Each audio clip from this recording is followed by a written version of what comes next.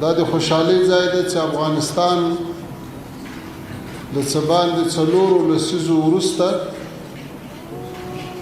د یو مستحکم مرکزي حکومت خاوند شو او له بدخشانه تر هلمنده له هراته تر جلال آباده او له حیرتانه تر سپین بولدکه ټول ولسونه سره یو هم دي، آزاد هم دي، گشت و ګام هم آزاد ده او ذهنونه هم آزاد دي، له چاپو، له بمبار او له ډرون او له توپو هم خلاص دي. دا یو مثبت بدلون ده په افغانستان کې. زه تاسو ته ویلی سم چې په تېرو وختو کې په څو لسیزو کې متاسفانه افغانستان د چارواکو وطن و. د چارواکو وطن په دې معنا چې که به د چارواکو څوک خوښ و هغه په دې وطن کې اوسېدای سوی، که یې نه و خوښ هغه نه سوی اوسېدی. که به چا د چارواکو تایید او ملاتړ کاوه هغه په دې وطن کې اوسېدای سوی، که به یې نه کاوه هغه نه سوی اوسېدی. خو زه اوس په ډاډ سره ویلی شم چې افغانستان اوس د افغانانو وطن ده. که یو افغان نه بل افغان سره جوړ وي که نه وي جوړ، کې تایید کوي کې نه کوي، خو له خپلې خاورې، له خپل وطن، له خپل ټاټوبي، له خپل کور، له خپل پټي نه څوک نشي چړلی. په تېر نظام کې چې څومره مخالفین وو د اسلامي امارت هغه نن ټول په خپلو کورو ناست دي. نه چا له کوره بېګانه کړي دي، پیرون کړي دي، نه چا له خپل پټي نه سړلي دي، نه چا له خپل وطن نه. که څوک په خپله خوښه او په خپل شوق تللي وي یا ځي، هغه د هغوی خپله فیصله ده. راځو د نن ورځې متعلق څو موضوعاتو ته. هغه دا ده چې څو وخت مخکې د ملګرو ملتونو د سرمنشي سکرتر راغلی و، هغوی سره محترم ملا برادر اخوند د ده کاته درلودو او بیا له هغوی سره مثبت مذاکرات او مفاهمه وشوه. له هغه وروسته د جنیوا د کانفرنس لپاره د افغانستان د اسلامي امارت د بهرنیو چارو وزارت یو تفصیلي لیک ورولی و او په هغه کې د افغانستان د ولس غوښتنې، تقاضاوې، اړتیاوې او د امارت پالیسي په ډاګه شوې وه او د همکارۍ ژمنه پکې شوې وه. خوشبختانه چې د هغو په تعقیب باندې په دې کانفرنس کې له افغانستان سره د $1 میلیارډ په شاوخوا کې مرسته وشوه. نو کومو هیوادونو، کومو سازمانونو چې دا مرستې کړي دي، موږ له هغو ټولو نه مننه کوو. واقعا دا یو فضایي اقدام و او موږ د دې هرکلی کوو او له هرکلي سره سره آمادګي هم ښیو چې د دې مرستو په رسولو کې اړمنو ته و اسلامي امارت پوره همکاري کوي. د دې پیسو په انتقال کې به د افغانستان بانک ټول سهولتونه دې ته ورکوي او هغه پوره آمادګي لري چې کومو برخو ته، کومو پروژو ته، کومو مرستو ته چې دا پیسې را انتقالېږي، د افغانستان بانک به خدمت کوي او سهولت به برابروي او رسیدګي به کوي. په دوم قدم کې اسلامي امارت کوشش کوي چې دا ډول کومکونه په شفاف ډول اړمنو کسانو ته ورسیږي او په دې برخه کې اختلاس ونشي او د غریبانو اموال ضایع نشي. په دې کې اسلامي امارت پوره همکاري کړې ده او کوي. له دې نه علاوه زموږ غوښتنه دا ده چې افغانستان چونکې د تېرو 4 لسیزو جنګ ځپلی او تکالیف یې لیدلي دي، وران شوی ده، بمبارونه ورباندې شوي، توپونه ورباندې ولیدلي او له ډول ډول مشکلاتو سره مخ شوی ده. نو موږ په نورو برخو کې هم غوښتنه دا ده چې په مختلفو برخو کې باید د افغانستان سره مرستې وشي او خصوصا په هغو برخو کې چې ورته زیاته اړتیا ده.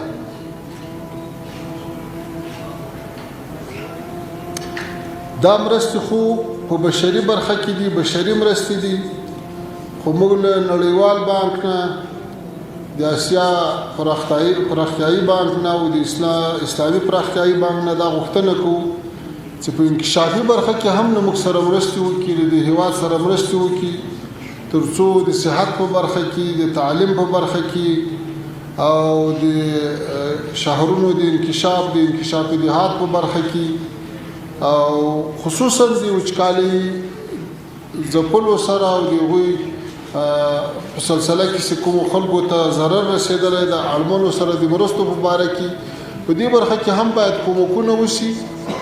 او له دې نه علاوه په تېرو وختو کې چې کومې پروژې په کار لوېدلې وې، څه ناڅه کارونه یې شوي دي، تر یو ځایه رسېدلي دي، اوس که هغه پروژې درېږي نو هغه لاسته راوړنې ټولې له لاسه وځي. هغه پاته نیمګړې پروژې هم باید یا د ادارې ترسره کړي. کومو هیوادونو، کومو بانکونو، کومو ادارو چې دلته په مختلفو برخو کې کارونه شروع کړي وو او هغه نیمګړي پاته دي، زموږ غوښتنه دا ده چې هغه هم بشپړ شي.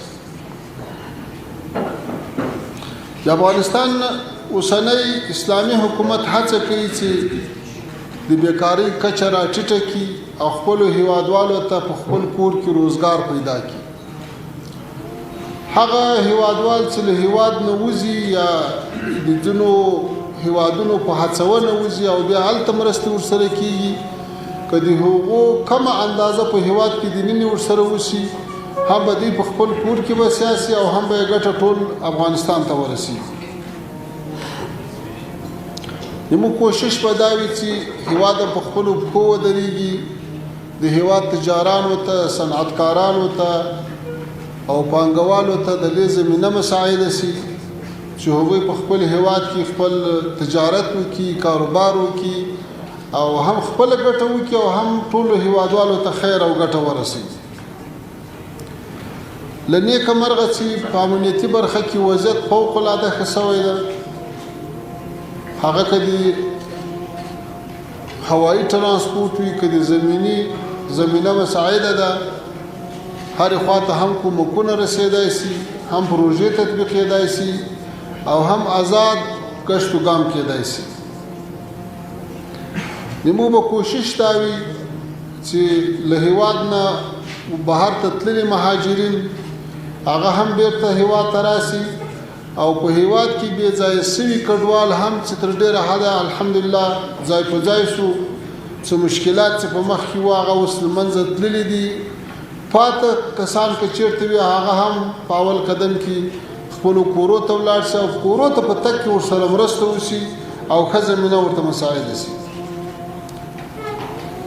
له نړیوالو نه غوښتنه دا ده چې بشري مرستې، د هیواد بیا رغونه، له ولس سره مرستې، د صحت په برخه کې، د تعلیم په برخه کې، د بیا رغونې په برخه کې، د وچکالۍ سره د مقابلې په برخه کې، دا مرستې باید په سیاسی مسائل پوری ونه تړي.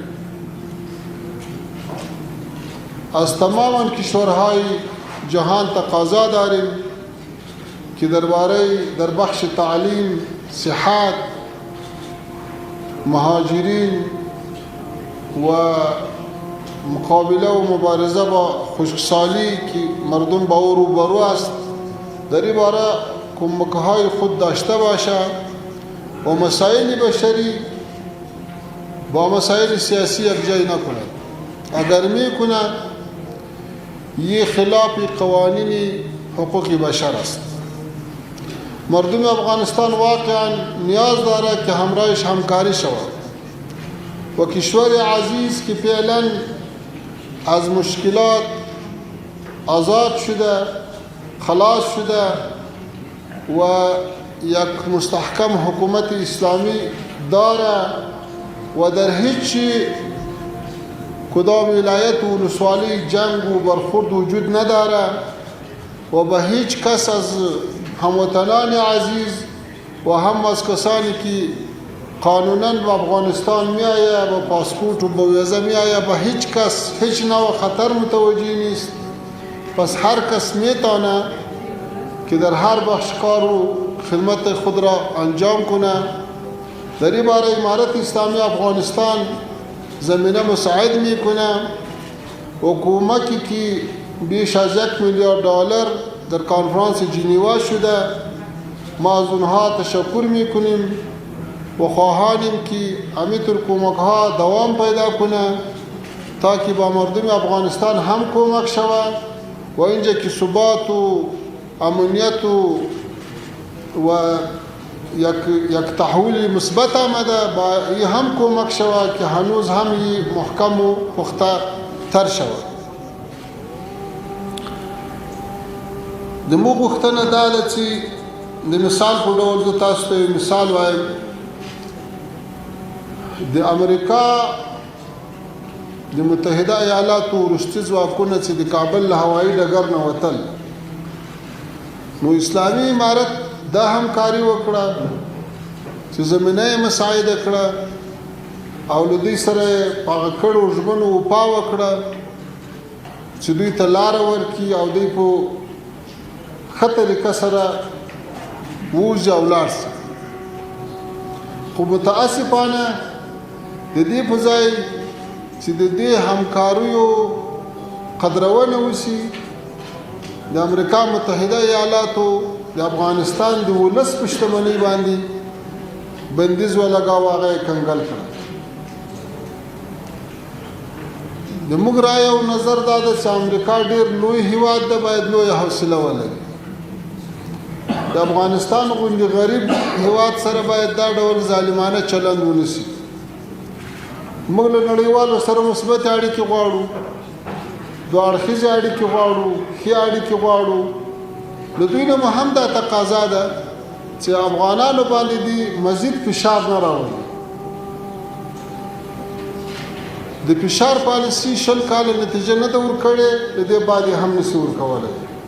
باید کوشش وکړو چې مثبت لوري ته ولاړ شو، د ډیپلوماسۍ او د اقتصادي اړیکو لاره خپله کړو او د افغانستان ثبات، په افغانستان کې امنیت، د افغانستان قراري دا د ټولې سیمې په ګټه ده، دا د ټولې نړۍ په ګټه ده. او که په افغانستان بندیزونه، فشارونه او تهدیدونه وي، له دې نه به هغه څوک ګټه اخلي چې هغه به نه د افغانستان په ګټه وي او نه